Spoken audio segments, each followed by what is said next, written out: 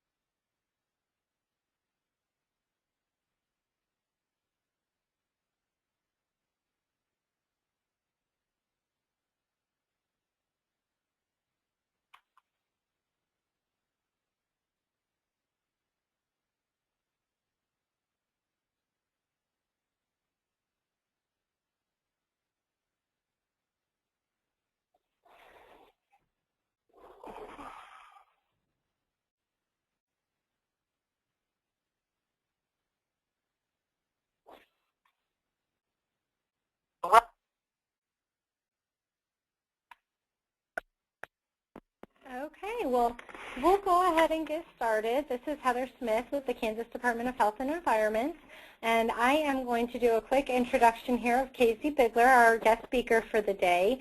And Kayzy works with the family advocacy organization in Kansas called Families Together, and she is here to share with us about individualized health care plans and the difference between those and other school-based plans.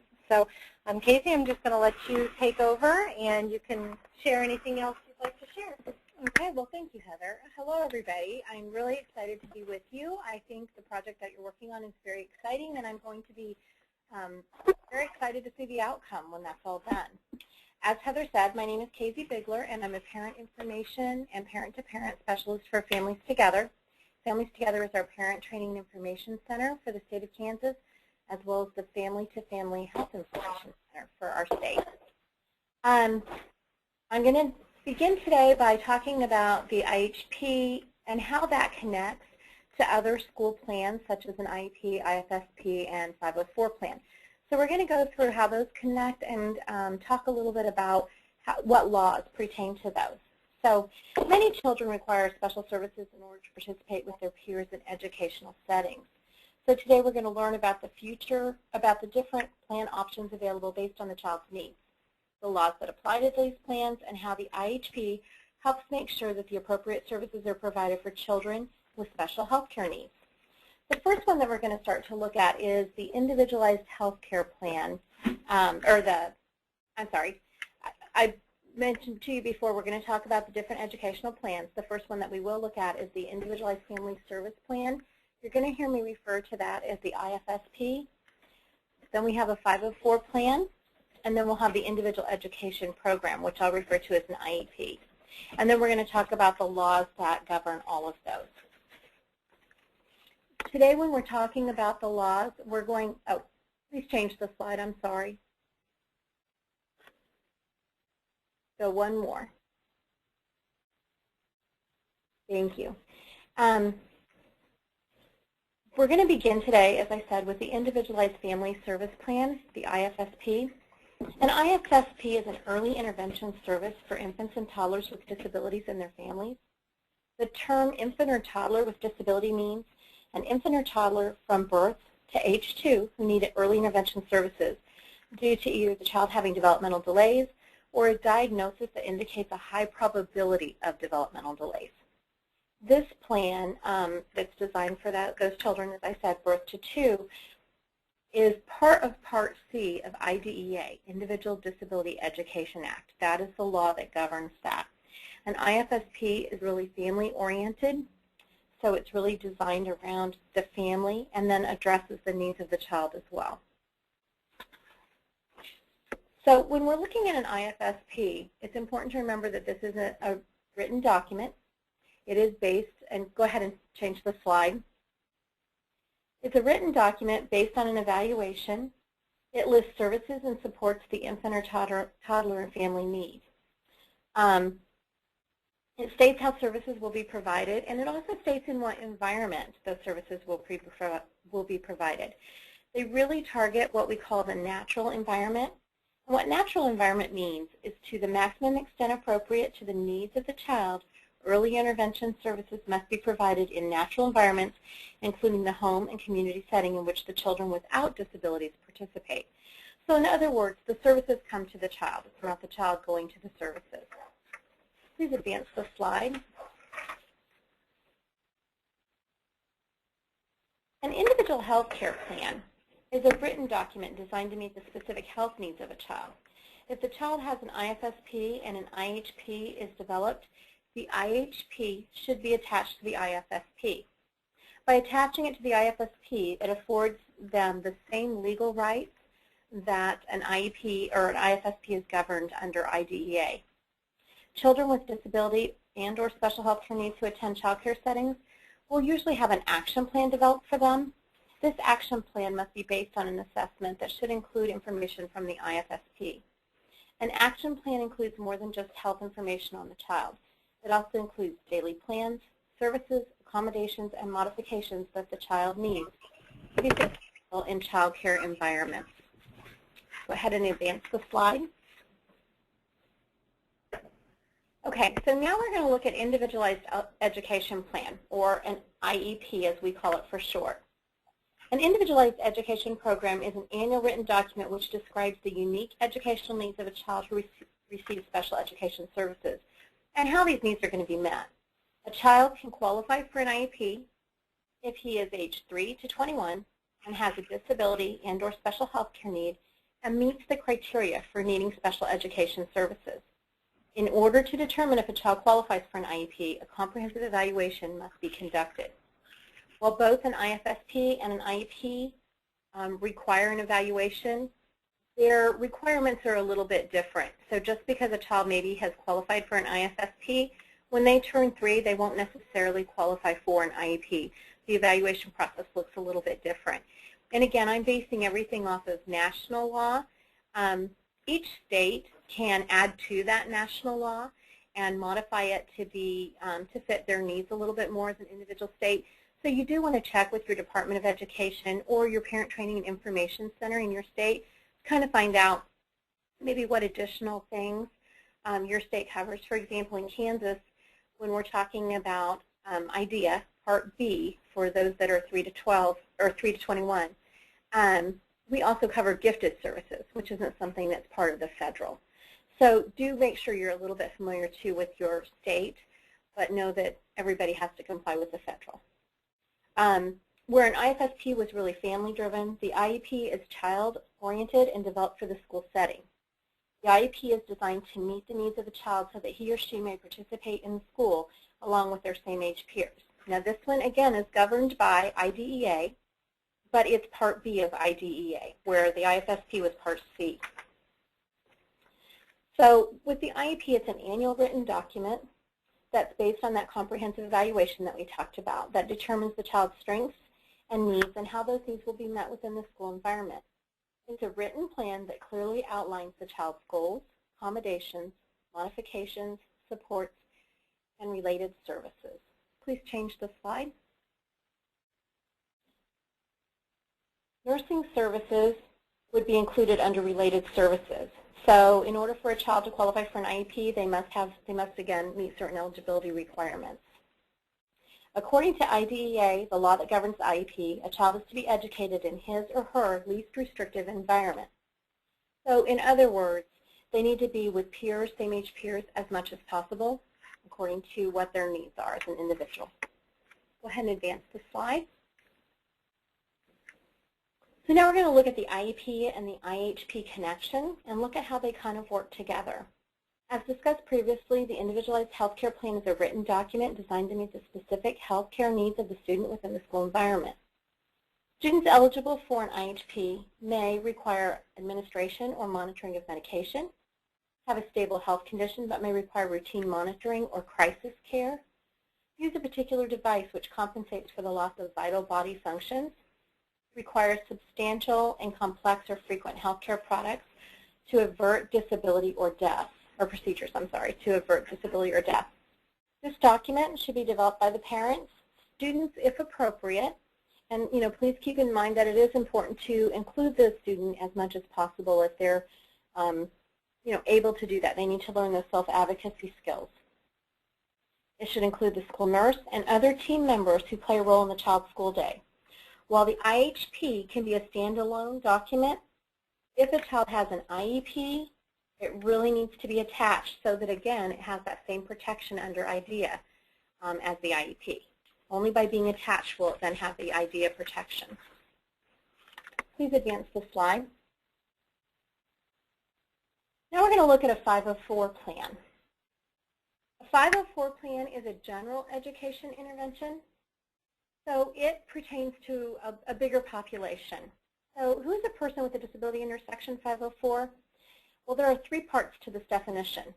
The portion that we're really going to be talking about the most is an individual with a physical or mental impairment that substantially limits one or more of his or her major life activities.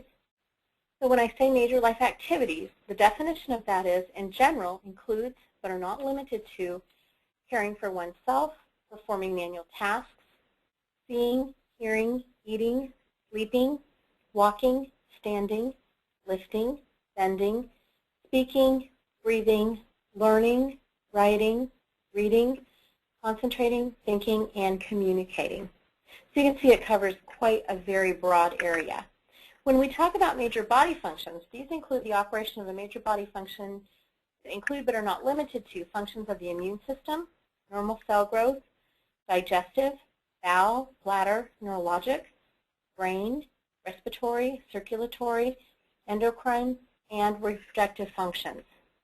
The relevant question when determining if a person is disabled under ADA, which is the American Disability Act, is whether the person's impairment prevents or restricts his or her from performing tasks that are of central importance to the person's daily life.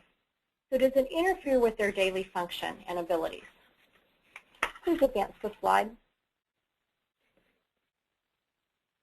Section 504 goes further and also defines a person with disabilities as someone who has a record of having a disability or is regarded by others as having a disability. So this could be a student that maybe was formerly in special education, who no longer qualifies for special education but is still viewed by the teaching staff as having a disability. It could be somebody who has a history of mental or emotional illness but really have overcome that. It could be a student born with severe facial anomalies that there's nothing else wrong with them other than just some facial structure changes. So those also would classify. These two prongs of the definition of a person with a disability under Section 504 are relevant only when considering whether someone has been discriminated against under Section 504.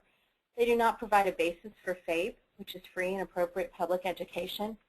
However, they can be the basis for a discrimination complaint. So qualifications for protection and services under Section 504 is based on the definition of disability, and it's not the same as eligibility under IDEA. Key points to remember when determining eligibility under 504 include the following. Qualification is based on the definition of disability.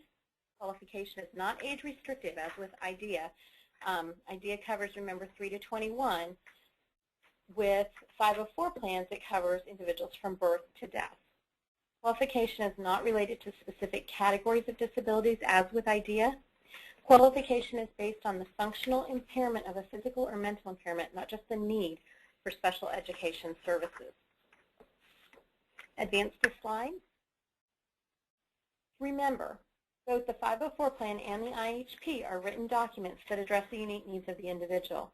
While the IHP is designed to meet the specific healthcare needs of the student, the 504 plan can address accommodations, modifications, and other academic needs of the individual. It is important to note that a 504 plan is a general education intervention designed for those students who require a little additional service, but do not meet the criteria for special education services. Sometimes you'll actually see students that will qualify for special education, and as their skills develop academically, then maybe they qualify for a 504 later because they don't need quite that intensive of intervention, and vice versa. Sometimes it goes the other way. While eligibility criteria for qualifying for a 504 plan are more broad than the criteria for IEP, it's still important to attach the IHP to the 504 plan.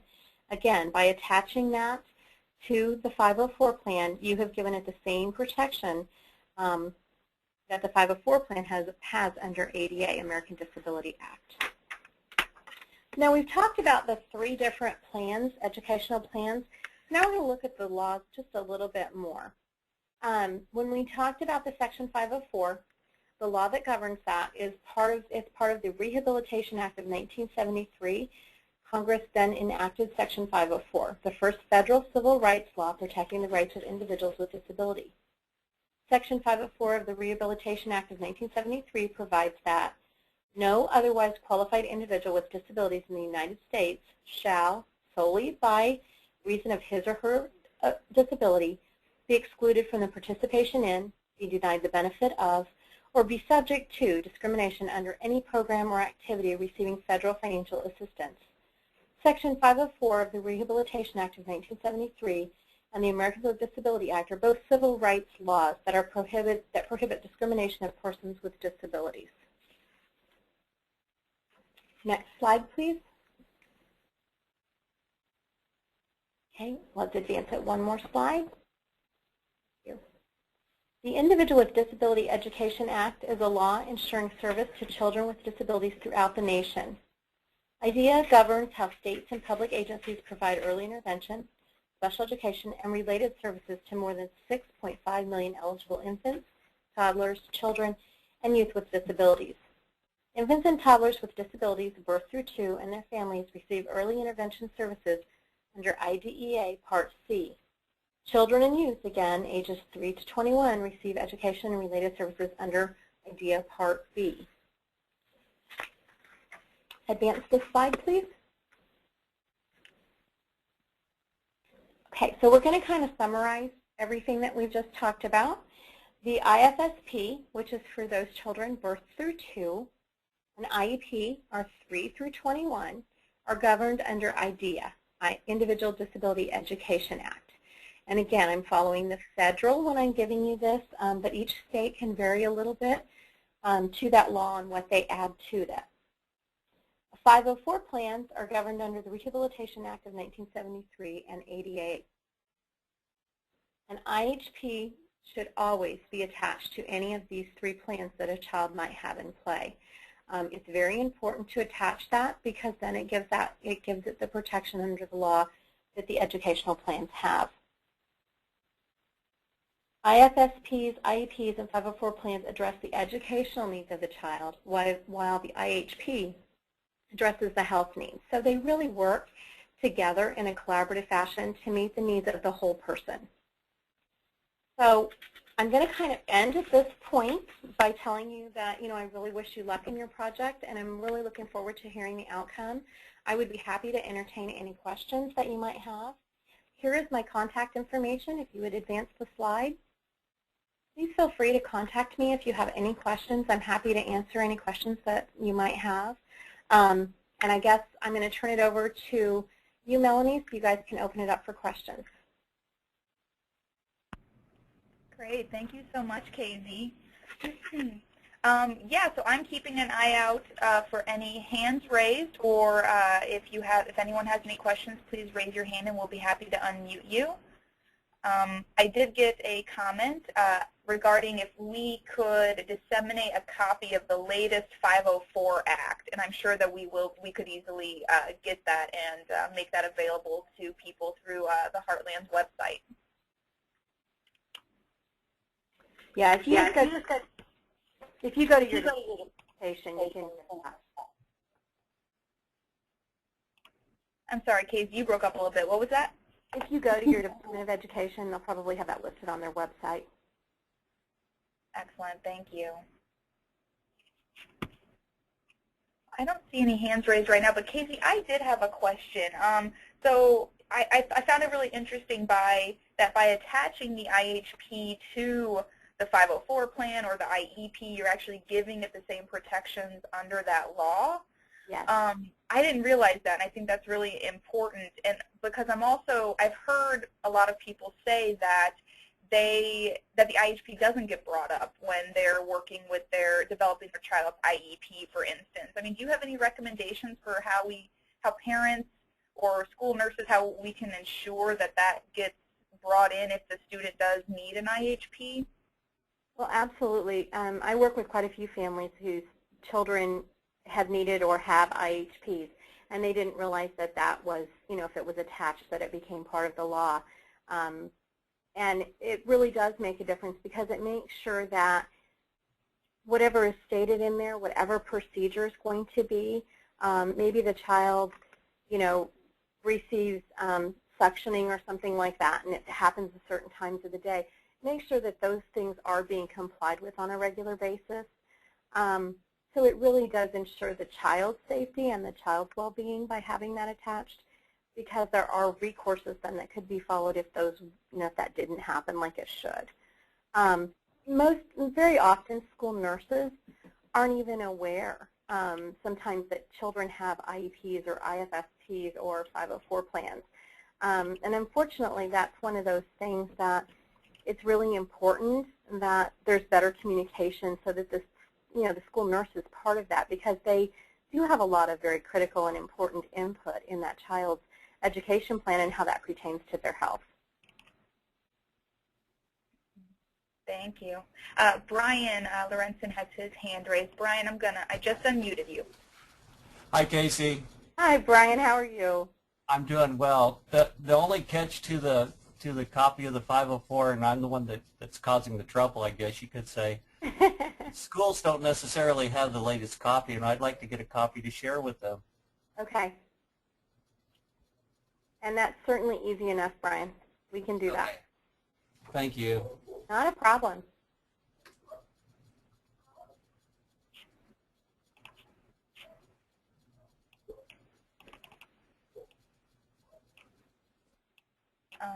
Let's see here.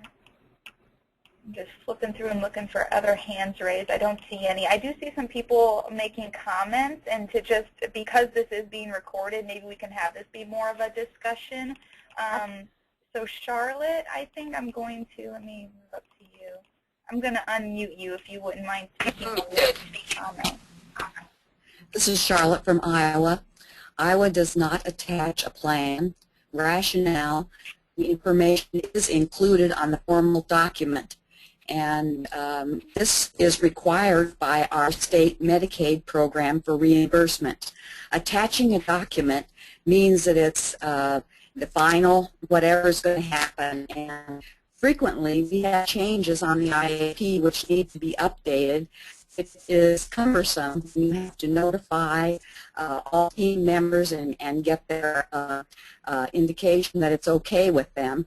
We consider the IHP like a teacher's daily lesson plan, which is not included or attached. Well, you were cutting out some, but I just want to make sure that I understood your comment. Was that within your state, they do not encourage you to attach it to an IEP or a 504 plan? Is that correct? Correct. Okay. We in Kansas do. We do encourage that very strongly because it does give that protection, and PACER has encouraged us to do that as well, to encourage that. Because it is a legal binding document at that point, which an IHP or an IFSP or a 504 plan, those are all legal binding documents. But they realize that the importance of a health care plan, that also needs to be attached. So that's what we encourage here in Kansas. So it's, in other words, it's a state requirement. So I just encourage you to talk to your state to know exactly what you need to do. In Iowa, we do not attach the document for reasons of reconvening the team or getting the information out to the team every time a tiny little change is made. Well, and Charlotte, so it's not necessarily a state requirement here in Kansas. It's just something that is encouraged because of the fact that it provides that additional protection. So if your state if any of you on the call are in a state that has essentially said, we don't do that, that's not our practice, we don't encourage that, that is something that through this learning collaborative, those are the types of things we would hope to find out. And because that's information we had not heard. We have not heard of other states that say we can't do it, or we require, or we won't allow that. So that may, and the reality is too, that could be a state, in some states it could be a state-by-state decision, it could be a school-by-school decision, from what I'm understanding as well. And so that is important to learn about what is appropriate and acceptable and recommended within each state. And again, it's kind of like I said, each state can vary from the federal law. I mean, they have to abide by the federal law, but then they vary on all of those plans. They can add to those as they see fit, so that could be the case in your state. And I have Nina Baker from Nebraska who I think wants to join in on the conversation. Nina, I just unmuted you. All right. Can you hear me? Yes. Oh, very good. In Nebraska, we also do not attach to the document, to the IEP or the IFSP or the 504, much for the same reasons that Iowa mentioned, the need to involve the whole team in their maybe just a dosage change for medication. But the other additional piece that we recommend to families and to professionals is to name and reference the IHP in the IEP and the IEP in the IHP. So we've got crossover on those documents, which I believe helps strengthen the legal piece of them. That if in the IEP it's mentioned that all medical procedures from the IHP need to be followed, then you've got that in that document without the whole document being there. Mm-hmm. And so that's how we have kind of covered that piece and have found that to be successful. And I agree that those plans can be changed. You know, sometimes, I mean, they need to be, but sometimes even the IEP, there's modifications. And so that you can always amend. Mm-hmm. And sometimes that doesn't require the whole team to meet if you're amending. Right. So it's really, it doesn't have to be encumbersome. It can be a pretty simple process. And I've also been led to believe through our school nurse, and Carol Tucker I think is on the line too, through Carol Tucker and her partner at the Department of Health and Human Services, Kathy Karsting, who helped me develop our first individualized healthcare plan presentation, that the Nurse Practice Act itself is a regulation in Nebraska, and with the IHP, whatever's written in an IHP for medical has strength on its own. So though it would have the protection of IDEA or the other federal laws, in Nebraska we also have that regulation of the Nurse Practice Act that stands on its own as well. Yeah, so you're talking about a nursing plan there. Yeah. Mm-hmm.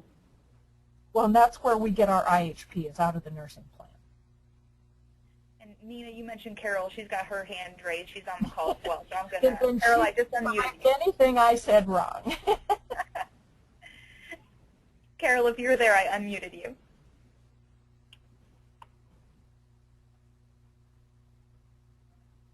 Carol, are you there?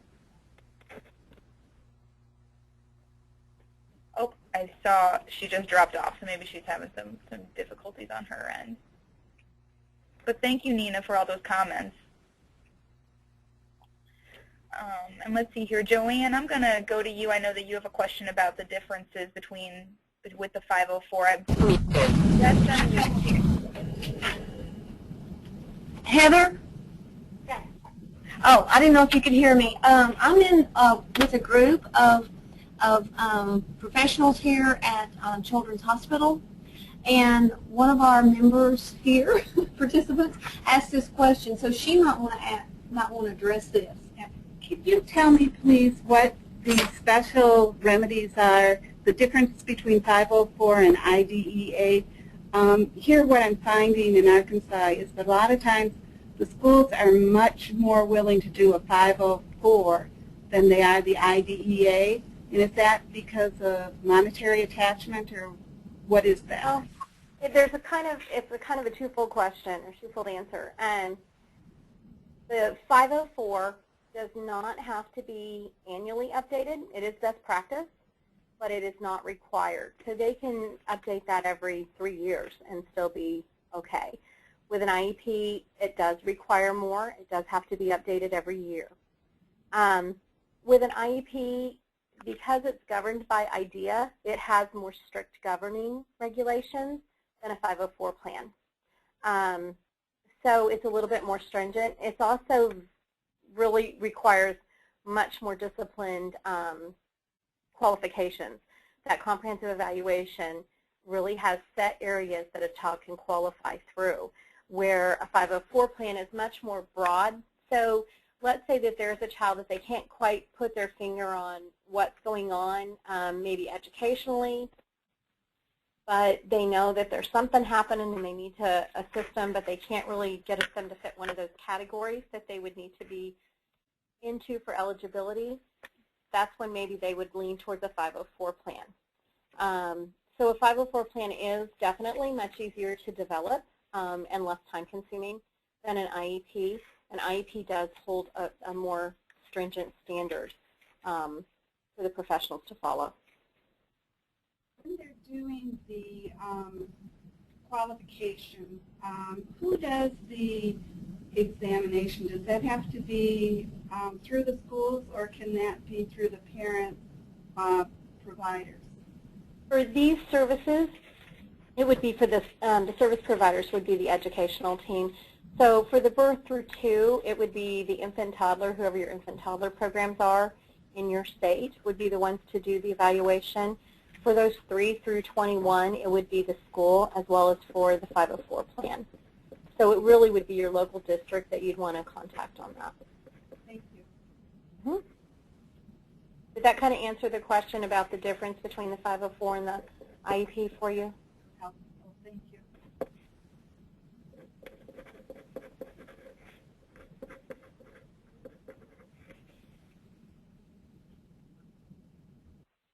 Are there any other questions or comments?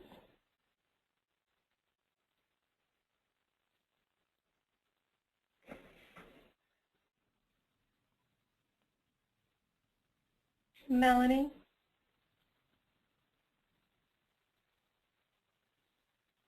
Oh, I'm sorry, guys. I was talking and I muted myself. I was just saying Carol was back on, and she has her hand raised. So, Carol, I just unmuted you, so I thought maybe we'd try you again. Okay. Can you hear me now? Yes, thank you. All right. Just to tag along on what Nina Baker had said, we have to be real careful about including the IHP as part of those other formal documents, because then, as Charlotte had said, you have to reconvene the whole team. And so just to make reference to them, that way there's an awareness of them and they can be updated as needed. Well, and again, you know, I do agree with you that those need to be kept updated because we all know children's health changes as well as their education can change too. Right. But sometimes it doesn't require reconvening the whole team. If you're making something slight like a medication change, that can really be, you know, the special education teacher, the nurse, and the parents. I mean, it doesn't, because you're just talking about an amendment. You're not talking about rewriting a whole plan. Right. So it's just kind of, I guess, it can be simplified. It doesn't have to be as much work. Sometimes I think people, and I see that here in our state, schools think that they have to rewrite a whole IEP to make one small change, and they don't. You can really do that through an amendment. And Brian has another question. Brian, I just unmuted you. Hi, just so this is from a parent's perspective, just so everybody knows, an IEP does not follow a child to college, but a 504 you can take to college with you. We've got kids, I've got kids that have done that, and I've got another one that'll be a senior this year, and that's what we're going to work on towards the end of the school year is to work out the program. Then we'll go from an IEP to a 504 so she can take it on to college with her. Well, and Brian, they don't call them 504s. Basically, you can take in the IEP or a 504 plan to the college, to the student services, and then they'll set up a whole new plan for the child or for, well, the young adult at that point. But they don't refer to it as a 504 plan or an IEP at that point, but they do take the information off of those if it's reasonable and logical for the college to be able to do that. Okay. Thank you, Brian. You're welcome. And Charlotte, I see that you have a couple comments about federal funding. So I just unmuted you if you wouldn't mind making a comment. I think participants asked about the funding, and I just wanted to make the comment that IDEA provides funding. It's only partial funding. Our state is in serious deficit with their special education funding, and 504 has no federal funding behind it. And that is correct. 504s that schools do not get additional funding where they do with the IEPs. Thank you, Charlotte. Okay. The only other hand raised I see is Marjorie. And Marjorie, I don't see an option to unmute you, so I'm not sure if that's because of how you're signed in. But if you wanted to put a comment or a chat into the box, I can be your voice for you.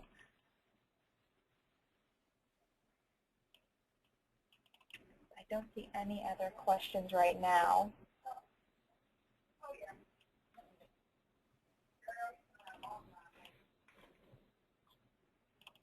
Well, if there aren't any other questions, Kayzy, thank you so much for this. This was extremely helpful. You're very welcome. I'm glad to be part of your group today. And I wish you all a lot of luck on this. I think it's a great project.